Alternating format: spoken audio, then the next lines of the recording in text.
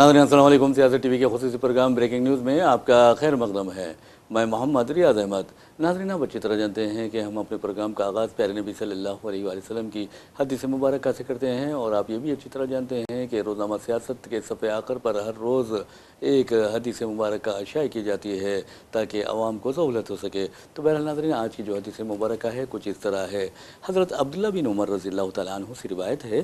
رسول اللہ صلی اللہ علیہ وآلہ وسلم نے حضرت عمر بن خطاب رضی اللہ تعالیٰ عنہ سے فرمایا، اے ابن خطاب، قسم ہے اس ذات کی جس کے قبضے میں میری جان ہے، جب شیطان تمہیں کسی راستے پر چلتے ہوئے دیکھتا ہے تو تمہارے راستے کو چھوڑ کر وہ دوسرا راستہ اختیار کر لیتا ہے۔ تو یہ ہے حضرت عمر فاروق رضی اللہ تعالیٰ عنہ کی فضیلت۔ تو بہرحال ناظرین جہاں تک خبروں کا سوال ہے، آپ اچھی طرح جانتے ہیں کہ اب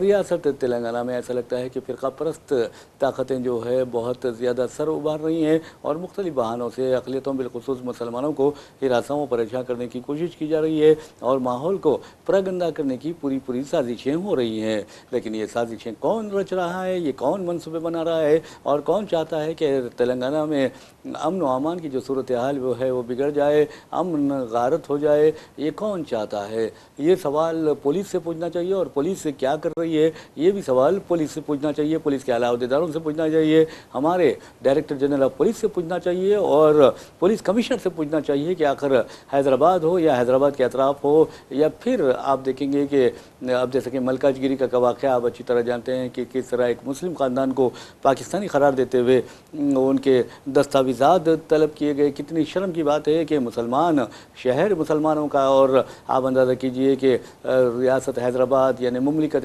حیدرآباد یعنی آصف جاہی حکمرانوں کا یہ مرکز رہا ہے اور قطب شاہی حکمرانوں کا یہ مرکز رہا ہے، اور پھر یہاں کے مسلمانوں سے پوچھا جا رہا ہے کہ تم پاکستانی ہو اور بتاؤ اگر پاکستانی نہیں تو دستاویزات کہاں ہیں۔ تو آپ اندازہ کر سکتے ہیں کہ فرقہ پرست طاقتیں کس قدر بڑھ گئی ہیں۔ کیا ریونت ریڈی حکومت خاموشی اختیار کرے ہوئے ہے؟ یہ ایک سوال ہے اور کانگریسی قائدین کو بھی اس کا جواب دینا ہوگا۔ تو بہرحال چاہے وہ سیبر آباد پولیس ہو یا پھر آپ دیکھیں گے رچاکنڈا پولیس ہو یا پھر حیدرآباد پولیس ہو، ان کو بھی یہ جواب دینا ہوگا کہ آخر اس طرح کے واقعات کیوں پیش آ رہے ہیں، آخر کیوں فرقہ پرست درندے بار بار شہر اور اطراف و اقدام کی صورتحال کو خراب کرنے پر تلے ہوئے ہیں، آخر کس کے اشاروں پر یہ کیا جا رہا ہے، آخر پولیس کیوں فوری کارروائی نہیں کرتی اس طرح کے عناصر کو گرفتار کرنے کے لیے۔ تو بہرحال ناظرین مسلم خاندان کو پاکستانی قرار دے کر ملکاج گیری میں نفرتی جو عناصر ہے ان لوگوں نے ہراساں بھی کیا، پریشان بھی کیا، اور بہت اچھی بات ہے اور میں سمجھتا ہوں کہ شاباش ہے امجد اللہ خان خالد ایم بی ٹی کے ترجمان ہیں، لیکن انہوں نے جس انداز میں اس گھر کا پتہ لگایا، اس گھر والوں کا پتہ لگایا اور ان کی پریشانی میں ان کا ساتھ دیا، یقین مانیے کہ لیڈر وہی ہوتا ہے جو عوام کی پریشانی میں کام آتا ہے۔ لیڈر وہ نہیں ہوتا کہ دعوتوں میں آ جائے پھر وقت پر چلے جائے، یہ لیڈر نہیں ہوتا۔ لیڈر وہ ہوتا ہے کہ مصیبت میں اپنے ووٹر کی مصیبت میں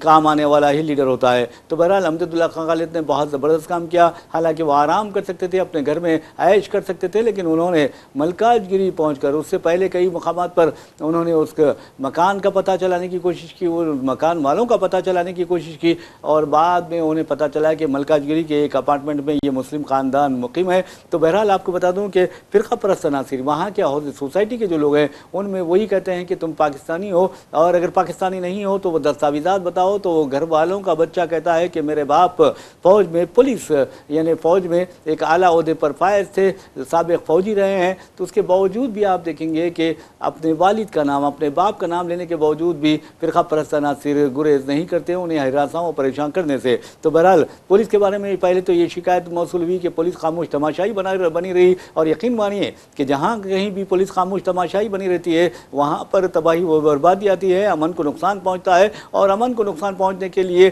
جس طرح فرقہ پرست عناصر ذمہ دار ہوتے ہیں اس طرح پولیس بھی ذمہ دار ہوتی ہے۔ اگر پولیس چاہے تو یقین مانیے کہ پرندہ بھی پر نہیں مار سکتا، یہ حضرت پولیس ہے، اور پولیس کو اپنا محاسبہ کرنا چاہیے، اکاؤنٹیبلٹی کا ان کے لیے بھی ایک عمل ہونا چاہیے۔ تو بہرحال امجد اللہ خان خالد وہاں پر گئے، پھر اس کے بعد FIR درج کروایا گیا اور ان کے خلاف یعنی اب دیکھتا ہے کہ ان خاتیوں کے خلاف کارروائی کی جاتی ہے نہیں، آپ جس کو چاہے پاکستانی جس کو چاہے بنگلہ دیشی قرار دے رہے ہیں، آپ کیا ہے یہ سوچنے والی بات ہے۔ تو بہرحال ناظرین آپ کو بتا دوں کہ آج تک ISI یا پھر پاکستان کی خفیہ تنظیم کے ساتھ جتنے بھی غدار گرفتار ہوئے ہیں، جاسوس گرفتار ہوئے ہیں، الحمدللہ کوئی مسلمان اس میں موجود نہیں ہے. یہ ہوتا ہے. اور آپ کو بتا دوں کہ 33 بھگوڑوں نے یعنی ہندوستان کی دولت لوٹ کر راہ فرار اختیار کی ہے، اس پہ کوئی مسلمان نہیں ہے. یہ مسلمان بڑے فخر سے کہہ سکتا ہے. اور آپ کو یہی بتا دوں کہ جس طرح کے شہروں کے نام، جس طرح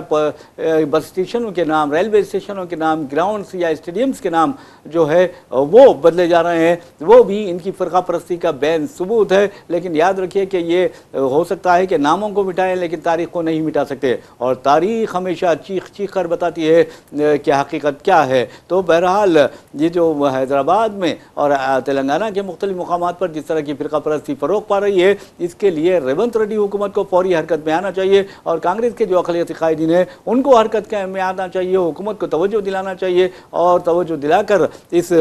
برائی کا خاتمہ کرنا چاہیے. تو بہرحال ایک تو خبر یہ رہی ہے. لیکن ناظرین آپ کو بتا دوں کہ آج کل جو بچے ہیں، خاص طور پر جو جوان لڑکے ہیں 15 16 17 یا 20 انڈر یعنی ٹین ایجر جو ہیں، وہ گاڑیاں چاہے وہ بائک ہو یا کار ہو اس قدر تیز رفتاری سے چلاتے ہیں جیسے کہ بہت ان کو ایمرجنسی پڑ گئی ہے. گاڑی چلاتے ہوئے ڈرائیو آپ دیکھیں گے کہ موبائل فون اس طرح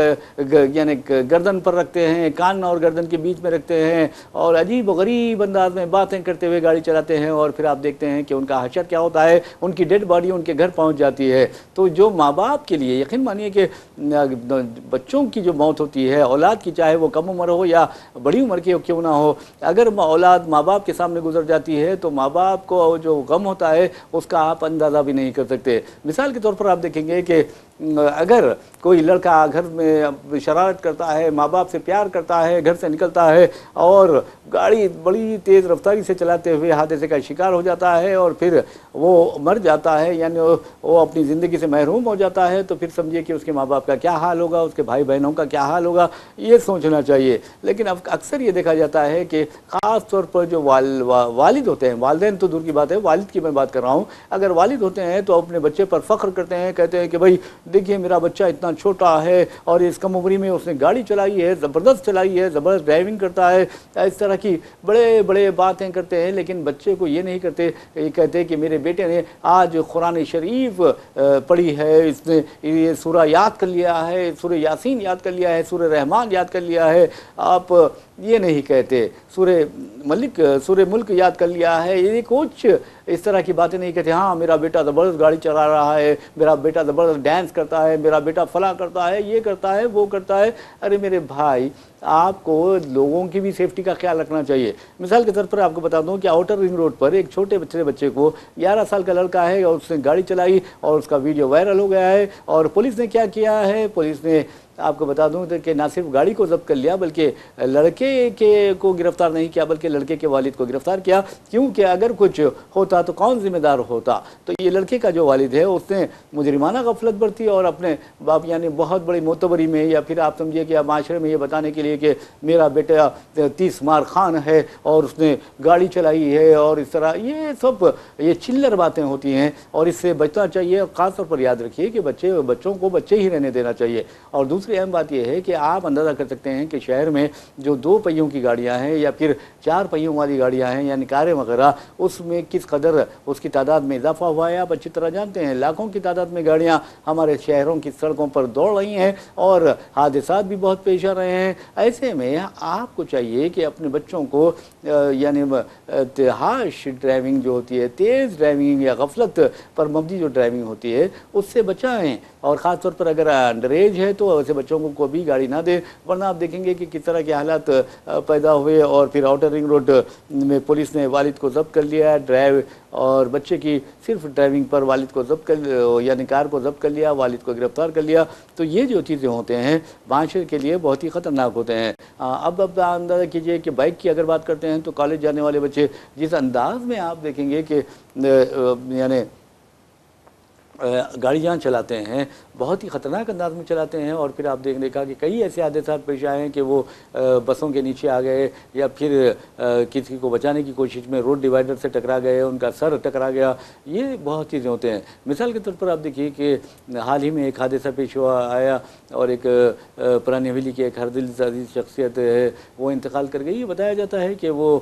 کسی کی عیادت کے لیے جا رہے تھے, ایکسیڈنٹ ہوا, گر گئے اور ان کو ایک چوٹ بھی نہیں آئی, اور اس کے بعد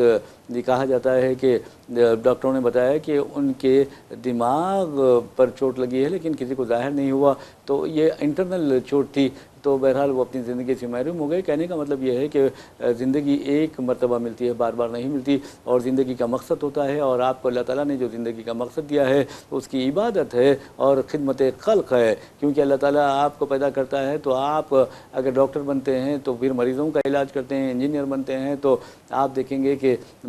یعنی سماج کی خدمت کرتے ہیں. تو یہ جو چیزیں ہوتی ہیں, یا پھر آپ کوئی ایگریکلچر آفیسر بنتے ہیں یا پھر کسان بنتے ہیں تو پھر اناج اگا کر لوگوں کی مدد کرتے ہیں. تو یہ جو چیزیں ہیں ایک مقصد ہوتا ہے زندگی کا, اور اس مقصد کو پانے کے لیے لوگ یعنی ساری زندگی انتظار کرتے رہتے ہیں. تو بہرحال ناظرین, کہنے کا مطلب یہ ہے کہ اپنے بچوں کو بہت ہی کنٹرول میں رکھیے, اور بتائیے انہیں کہ جو انڈر ایج اگر کوئی گرفتار ہوتا ہے, بچہ پکڑا جاتا ہے, تو یقین مانیے کہ بچے کو تو نہیں پکڑا جائے گا, لیکن اس کے والد جو ہیں وہ جیلوں کی یعنی سلاخوں کے پیچھے ہوں گے. ایسے میں بہت ہی احتیاط کی ضرورت ہے. بہرحال ناظرین, ہم آپ کو انٹرنیشنل لیول پر چلتے ہیں اور آپ کو بتاتے ہیں کہ فلسطین کا مسئلہ جس طرح اب جیسا کہ عربوں کے سینے میں خنجر مارا گیا اسرائیل کی شکل میں, تو آپ کو بتا دوں کہ آج تک اس زخم سے خون رس رہا ہے, اور آپ کو یہ بتا دوں کہ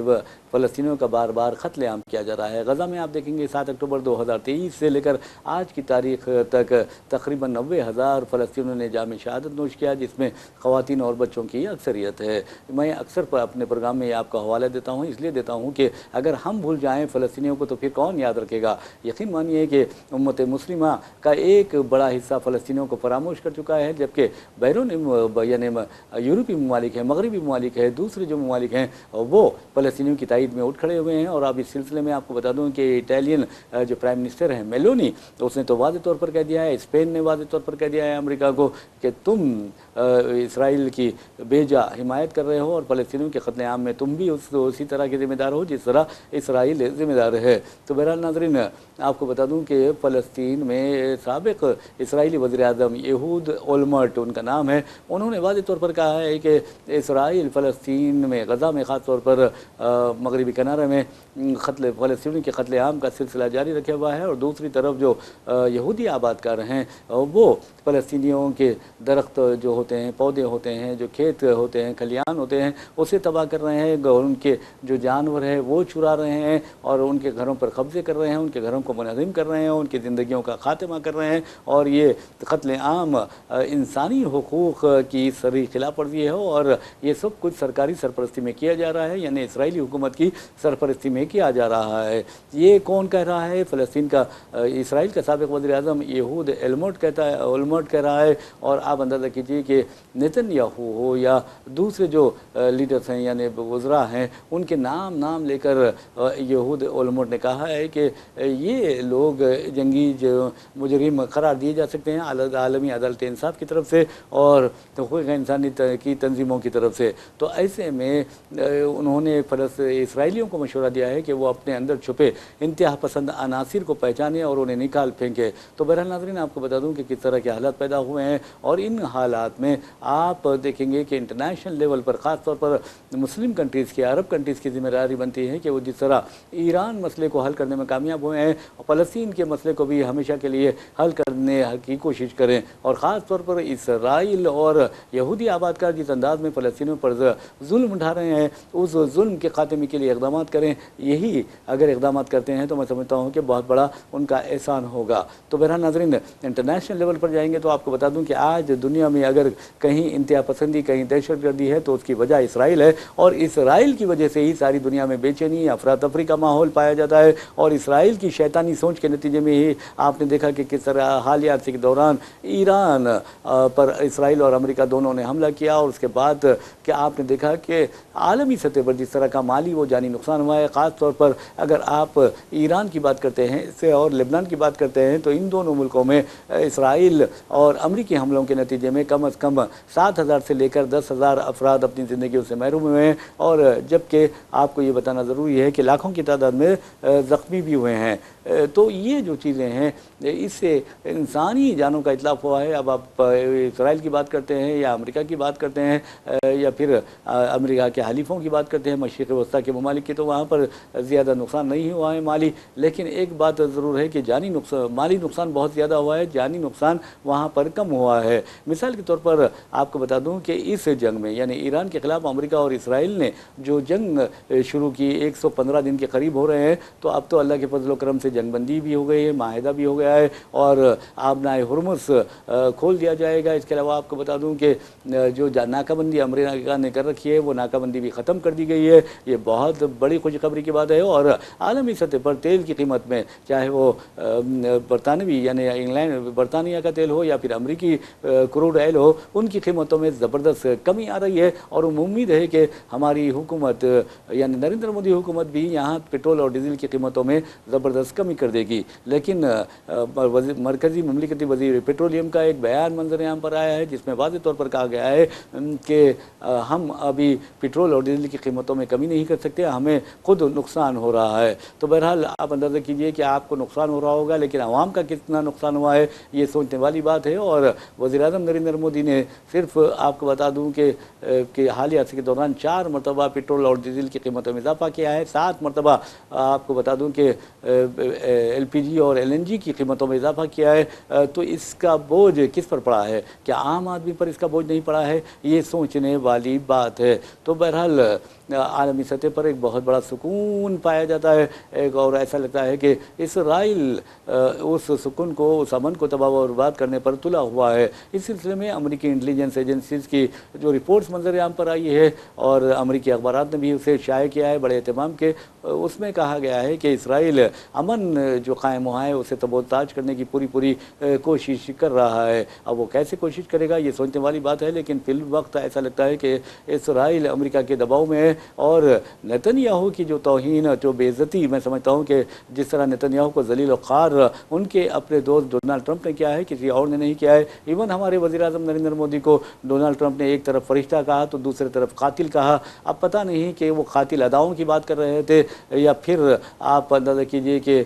کچھ ہندوستان میں جو مسلمانوں کے ساتھ یا ہجومی تشدد ہو رہا ہے یا پھر ان کے مساجد یا مدارس کو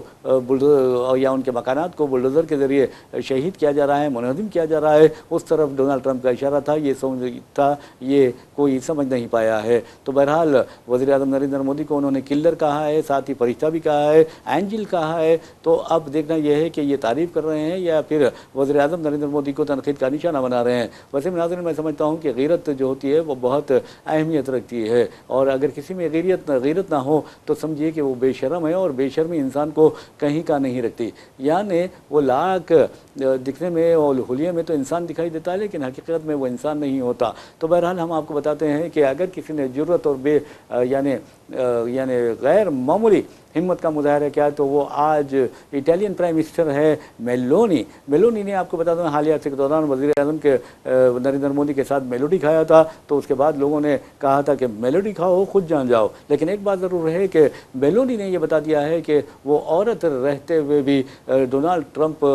کے جو فحش کلامی ہے اس کا زبردست جواب دے سکتی ہیں، منہ توڑ جواب دے سکتی ہیں، اور ان کے غرور و تکبر کو اپنے پیروں تلے روند سکتی ہیں۔ تو بہرحال ناظرین، آپ کو بتا دوں کہ میلونی نے واضح طور پر ڈونلڈ ٹرمپ کو شدید تنقید کا نشانہ بنایا ہے، اور وجہ یہ ہے کہ ڈونلڈ ٹرمپ نے کہا تھا کہ G7 کانفرنس کے موقع پر میلونی نے ان کے ساتھ فوٹو لینے کی بار بار درخواست کی، جس کے بعد انہیں ترس آ گیا اور پھر وہ میلونی کے ساتھ فوٹو لینے پر مجبور ہو گئے۔ پہلے تو میں نے سوچا کہ فوٹو फ़ोटो ना लूँ, लेकिन फिर कहा कि चलो बेचारी है उसके साथ फ़ोटो ले लेंगे, वो खुश हो जाएगी। तो बहरहाल इस अंदाज़ में इस गुरूर व तकब्बुर का इज़हार किया कि इटालियन जो अवाम है वो भी नाराज़ हो गए, इटालियन अपोजिशन लीडर्स जो हैं वो भी तमाम के तमाम नाराज़ हो गए और कहा कि ये मेलोनी की बेइज्जती नहीं है बल्कि ये सारे इटाली की बेइज्जती है। तो बहरहाल नाज़रीन आपको बता दूं कि मेलोनी बरहम हो गई, गुस्सा आया मेलोनी को, और मेलोनी ने जो आड़े हाथों लिया है डोनाल्ड ट्रंप को, मैं समझता हूं कि डोनाल्ड ट्रंप को उनकी दादी याद आ गई होगी। तो बहरहाल आपको बता दूं कि उन्होंने कहा कि आखिर ये समय समझने से कासिर हूँ कि अमरीकी सदर किस तरह अपने इत्तेहादियों के साथ ऐसा नारवा सलूक रवा रखते हैं। तो बहरहाल उन्होंने कहा कि ना ही मेलोनी और ना ही इटाली कभी किसी के आगे हाथ फैलाते हैं, भीख नहीं मांगते, हम किसी के आगे अपना हक मांगते हैं। तो ये होती है गैरत। और आप अंदाज़ा कीजिए कि हमारे वज़ीर आज़म नरेंद्र मोदी उनके बिल्कुल 2 फीट बाजू बैठे हुए हैं या फासले पर बैठे हुए हैं, 1 मीटर फासले पर बैठे हुए हैं, और उस वक्त आप देखेंगे कि हिंदुस्तानी तारकिन वतन को गैर कानूनी होने का बहाना बनाते हुए बेशुमार हिंदुस्तानी तारकिन वतन को हिंदुस्तान डिपोर्ट किया गया। उनके हाथों में हथकड़ियाँ थी, पैरों में बेड़ियाँ थी, और अमरीकी फौजी हेलीकॉप्टर में उन्हें हिंदुस्तान रवाना किया गया। लेकिन हमारे वज़ीर आज़म नरेंद्र मोदी, पता नहीं कम्युनिकेशन गैप था बेचारों को या फिर क्या था, कुछ प्रॉब्लम था, उन्होंने कोई एहतजाज नहीं किया और खामोशी अख्तियार की। और हद तो यह है कि चलिए यही तो हिंदुस्तानी की बात रही है, इन्होंने सारे हिंदुस्तान को ही कह दिया कि हिंदुस्तान दुनिया का सबसे बड़ा टैरिफ वायलेटर है। तो आप अंदाज़ा कीजिए कि किस अंदाज में हमारे वज़ीर आज़म बर्दाश्त करते हैं, किस तरह यानी गुस्सों के घूंट पी लेते हैं। ये वज़ीर आज़म की खूबी है या कामी है, हम ये नहीं कह सकते। तो बहरहाल गीरत होना चाहिए, शर्म व हया होना चाहिए। और आप अंदाज़ा कीजिए कि हमारे वज़ीर आज़म नरेंद्र मोदी फादरलैंड कहते हैं, इसराइल को फादरलैंड कहते हैं, जबकि इसराइल फ़लस्तीनियों का कत्लेआम कर रहा है। और आपको बता दूं कि हिंदुस्तान की तारीख रही है कि हमने हमेशा फ़लस्तीनी काज की तायद की है और गाज़िब इसराइल की मज़म्मत की है। लेकिन हमारे वज़ीर आज़म नरेंद्र मोदी 28 फरवरी को जाते हैं, यानी जंग शुरू होने से 2 दिन पहले वहाँ पर जाते हैं। 28 फरवरी से पहले वो 2 दिन पहले इसराइल का दौरा करते हैं। उन्हें इसराइल का सबसे बड़ा आला तरीन एजाज़ दिया जाता है, वो बहुत खुश हो जाते हैं और फिर आ जाते हैं। उसके बाद इसराइल की जो हालत ईरान करता है, अमेरिका की जो हालत ईरान करता है, और आज आप देखेंगे कि अमेरिका ईरान के सामने घुटने टेकने पर मजबूर हो चुका है। और उसकी मजबूरी ने आप देखेंगे कि आज एक माहदे की शक्ल इख्तियार कर ली है। और वो माहदा मैं समझता हूँ कि दरअसल एक ईरान की जीत है, दरअसल अमेरिका की और इसराइल की इंतहा पसंदी की, दहशतगर्दी की और जो गुरूर तकब्बुर है उसकी शिकस्त है। और मैं समझता हूँ कि उन साम्राज्य ताकतों की शिकस्त है जो कमज़ोर ममालिक को निशाना बनाते हुए उनके कुदरती वसाइल पर कब्जा करते हैं। तो बहरहाल ये जो खबरें हमने आपको पेश की है, ये खबरें बहुत ही अहमियत की हामिल है और ख़ास तौर पर आलमी अमन के लिए ईरान और अमेरिका का जो माहिदा है वो बहुत ज़्यादा अहमियत रखता है। लेकिन एक बात ज़रूर है कि जिन लोगों ने मुसलमानों का कत्लेआम किया, यानी फ़लस्तीन में देखेंगे कि कत्लेआम किया गया फ़लस्तीनियों का, इसी तरह आपने देखा कि किस तरह उनकी नस्ली ततीर की गई, किस तरह उनके बच्चों को चुन चुन कर मारा गया, यानी गोलियों से उनके सीने, नाजुक सीने जो है छलनी कर दिए गए। फिर आपने देखा कि किस तरह जब ये बच्चे, भूखे बच्चे, प्यासे बच्चे जब रोटी और पानी लेने के लिए जाते तो उनको वहाँ पर बमबारी की जाती है और उन्हें शहीद कर दिया जाता। उनकी माँओं के गोद में ही वो जाम शहादत नोश फरमाते। तो ये जो चीज़ें हैं, कुदरत को तो ज़रूर मैं समझता हूँ कि गुस्सा आएगा। और कुदरत ने देखा कि किस तरह इंतकाम लिया। आज नेतन्याहू सबसे ज़्यादा जलील वो रुस्वा शख्स बन गया है अमेरिका की नज़र में, और ख़ास तौर पर ट्रंप उसे बार बार जलील और रुस्वा करते जा रहे हैं। तो बहरहाल नाज़रीन, इस तरह की खबरें हमारे पास हैं और आपको बताते हैं कि किस तरह के यानी आलमी सतह पर आपने देखा कि एक तरफ अमन कायम हो रहा है तो दूसरी तरफ आप देखेंगे फीफा वर्ल्ड कप की धूम है। और फीफा वर्ल्ड कप में आपको बता दूं कि 48 टीमें हैं, 12 ग्रुप्स बनाए गए हैं। मैक्सिको तो आप देखेंगे कि नॉकआउट मरहले को पार कर चुका है और आपको बता दूं कि पहली टीम बन चुका है। और वैसे भी नाज़रीन आपको बता दूं कि हिंदुस्तान का जहाँ तक सवाल है, अक्सर लोगों ने हमसे सवाल किया कि भाई आकर हिंदुस्तान फीफा वर्ल्ड कप क्यों नहीं खेलता। हिंदुस्तान तो दूर की बात है, एशिया का अगर आप देखा जाए तो सिवाय जनूबी कोरिया और चाइना के कोई टीम इस काबिल नहीं है कि वर्ल्ड कप खेल सके। चीन ने 1 मरतबा वर्ल्ड कप खेला है। लेकिन जहाँ तक हिंदुस्तान का सवाल है, ہندوستان کا اگر فیفا ورلڈ کپ کے میں رینکنگ دیکھی جائے تو فیفا ورلڈ کپ کے 210 ارکان ممالک میں آپ کو بتا دوں کہ ہندوستان کا جو رینک ہے وہ 138 ہے، جبکہ پاکستان کا آپ کو بتا دوں کہ 190 کے اوپر ہے، اور چائنا جو ہے 91 رینک چائنا کا ہے۔ تو یہ لوگ کہاں سے یعنی ورلڈ کپ کھیل سکیں گے، فیفا ورلڈ کپ کھیل سکیں گے؟ لیکن ایک بات ناظرین آپ کو بتا دوں کہ عرب ممالک میں ایک فٹ بال کا بہت زیادہ کریز پایا جاتا ہے، بہت زیادہ شوق پایا جاتا ہے، لیکن آپ نے دیکھا کہ قطر کو کل 6 گولوں سے شکست کا سامنا کرنا پڑا۔ تو یہ بہت ہی میں سمجھتا ہوں کہ قطر کے لیے خطرناک بات ہے۔ قطر کے کھلاڑیوں کو محنت کرنی ہوگی، اب کیا محنت کریں گے اب دیکھنا یہ ہے۔ لیکن ایک بات ضرور ہے کہ آپ کے پاس قدرتی وسائل ہے، آپ کے پاس دولت ہے، آپ کے پاس ہر چیز میسر ہے، تمام سہولتیں ہیں، اس کے باوجود اگر آپ 6 گول کھا جاتے ہیں تو یہ بہت ٹھیک نہیں ہے۔ تو ایسے میں آپ کو بتا دوں کہ اگر اچھے کوچز کی خدمات حاصل کی جائے اور کیمپس منعقد کیے جائیں اور مسلسل نوجوان نسل کو تربیت دی جائے تو پھر عرب ممالک بھی ورلڈ کپ جیت سکتے ہیں، ورلڈ چیمپئن بن سکتے ہیں۔ ویسے بھی ناظرین اب کی مرتبہ ایسا لگتا ہے کہ فرانس ہے اور ارجنٹائنا ہے، یعنی ارجنٹائن ہے، فرانس ہے اور اسپین ہے، اس کے علاوہ آپ میں دیکھیں گے کہ جرمنی ہے اور میکسیکو، یہ ایسی ٹیمیں ہیں جو ہو سکتا ہے کہ سیمی فائنل تک پہنچے اور پھر فائنل بھی کھیل سکیں۔ فائنل میں تو مجھے تو ایسا لگتا ہے کہ فرانس ہے اور ارجنٹائنا جو ہے وہ کھیل سکتے ہیں۔ اب دیکھنا یہ ہے کہ آگے کیا ہوتا ہے۔ پرتگال بھی زبردست ٹیم ہے، دیکھنا یہ ہے کہ اب ان لوگ کے کیا کرتے ہیں۔ لیکن ایک بات ضرور ہے کہ فیفا ورلڈ کپ کے ذریعے